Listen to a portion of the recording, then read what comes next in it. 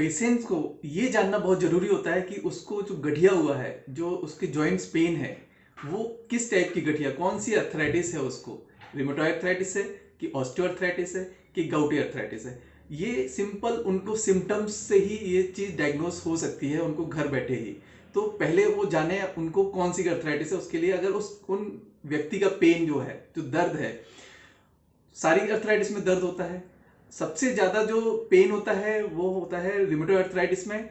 और rheumatoid arthritis में pen के साथ में मॉर्निंग स्टिफनेस रहेगी पेशेंट को, उसको बॉडी एक रहेगा, उसको जॉइंट्स में स्वेलिंग रहेगी।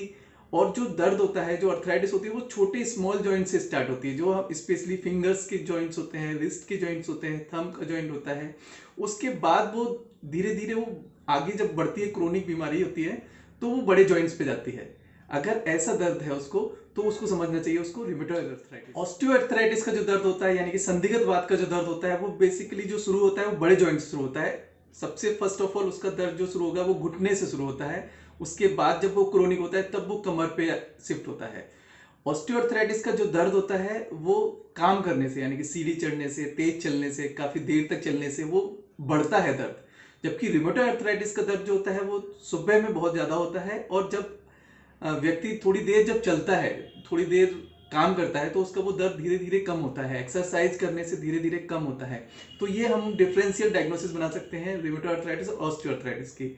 और जो ऑस्टियोआर्थराइटिस है ये एज रिलेटेड ज्यादा होता है, ज्यादातर कॉमनली लोगों में पाया जाता है। जैसे कि ओल्ड एज में जाते हैं, 40, 50, 60 एज में जब जाते हैं, तो ज्यादातर लोगों में पाया जाता है। और रिमेटॉइड अर्थराइटिस जो होता है वो किसी भी एज ग्रुप में ज्यादा होता है, बचपन में भी हो सकता है, यानी यंग एज से लेके ओल्ड एज तक कभी भी वो डायग्नोस हो सकता है।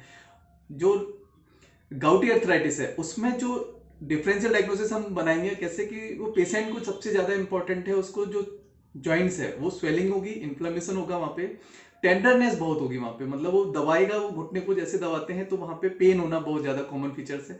रेडनेस होगी वहां पे। और उसमें जब हम ब्लड इन्वेस्टिगेशन में आते हैं तो उसमें यूरिक एसिड के क्रिस्टल्स पाए जाते हैं, यूरिक एसिड उसमें इंक्रीज मिलेगा रिपोर्ट में। अगर ये हम डायग्नोसिस अगर पेशेंट को पता रहती है तो उसको समझ के वो डॉक्टर पे अप्रोच करेगा, तो उसको ज्यादा फायदे होते हैं। उसको समझ में आना चाहिए कि उसको अर्थराइटिस है तो किस टाइप की अर्थराइटिस है।